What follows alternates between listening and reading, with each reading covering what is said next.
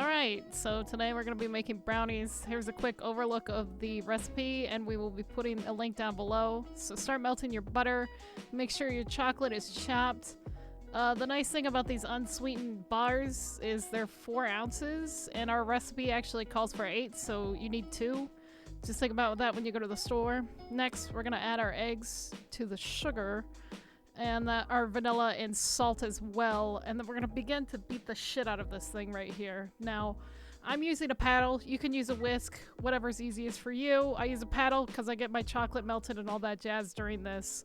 And make sure we make it light and fluffy, just like this. So it should look something like this. This is known as ribbon stage, but who cares? Next, we're going to take our melted butter, pour it over our chocolate, and make sure you get all that butter in there. Scrape down the pan if you have to. Get all that delicious butter. It's very important. I let it sit there for a couple of minutes before I begin to whisk it. Make sure it's starting to melt. Now, it should look something like this when it's done. No lumps, no nothing. Now, don't eat this. Whatever you do, don't eat it. Unless you don't like somebody. It doesn't taste good. It's unsweetened. Next, we're going to take that, put it into there. This is probably one of my favorite smells in the whole wide world. Just beating the shit out of the chocolate, the eggs, and the sugar. And of course, butter. Now, make sure you want to get in there and scrape real good.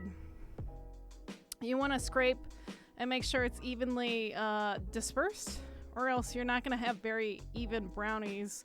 This is almost like a meringue, but not quite. It's still pretty aerated and everything. This is where most of your leavening comes from, even though there's a tiny bit of baking soda in this recipe.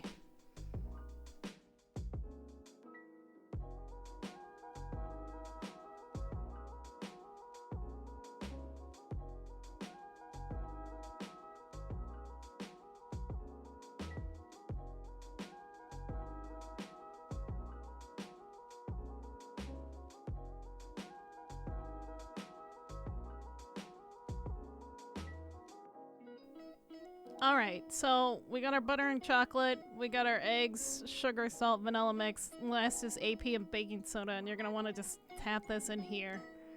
And make sure you get everything nice and good in there. Now, I pulse this. I just pulse this real slow in my mixer, making it a little bit easier on my mixer, and also not to overmix everything.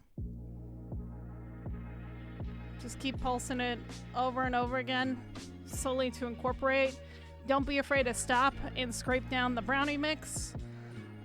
This is even triggering me that I didn't stop sooner and begin to scrape this down, but make sure you get the bottom.